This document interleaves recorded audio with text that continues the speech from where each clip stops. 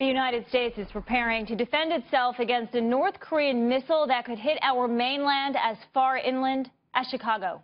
The U.S. flying two supersonic bombers, you're looking at them, over the Korean peninsula yesterday and conducting a successful test of a missile defense system in Alaska. Vice President Mike Pence says the U.S. and its allies will increase pressure on North Korea as it ramps up its weapons program. The era of strategic patience is over.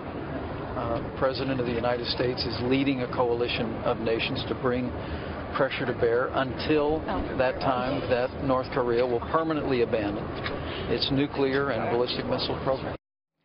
President Trump speaking with the Japanese Prime Minister this morning, agreeing to take further action after he tweeted a threat to China to do more or else. This is what he wrote.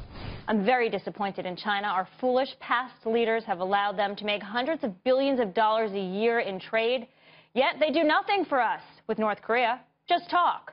We will no longer allow this to continue. China could easily solve this problem. Can they is the question. Fox News strategic analyst Lieutenant Colonel Ralph Peters is here. Good to see you. Hi, Lauren. Is there still room to talk? Is that possible, talking, a diplomatic solution? Oh, in the diplomatic world, Lauren, there's always room for more meaningless talk. Talk is the opiate of the diplomats. But I think President Trump really hit on something today when he's talking about how China has just about gotten away with murder. Certainly, we have never called China to account seriously on trade issues, on dumping, etc., because we've been chasing this unicorn, the fantasy that China is going to solve the North Korean problem for us. China will not, and at this point it may not be able to, but it certainly will not solve our North Korean problem because we're not seeing things through Beijing's eyes. From the Chinese perspective, the North Korean situation, tumultuous as it may be, threatening as it may be to us, to the Chinese it's 90 to 95% positive. In peacetime, it keeps us focused on North Korea rather than China. We don't crack down on China. In wartime, North Korea would be a very valuable ally of China, tying our troops down. And one last point. We just imagine, we pretend, we tell ourselves that China shares our interests. No, it doesn't. China sees us, our military presence in the Pacific, as the #1 threat to its ambitions. And they would be perfectly glad to let North Korea help them destroy that threat, then China could cry crocodile tears. And to underline all of that, trade between North Korea and China is up 10.5% in the first 6 months of this year. Consider this. North Korea has tested 18 missiles this year.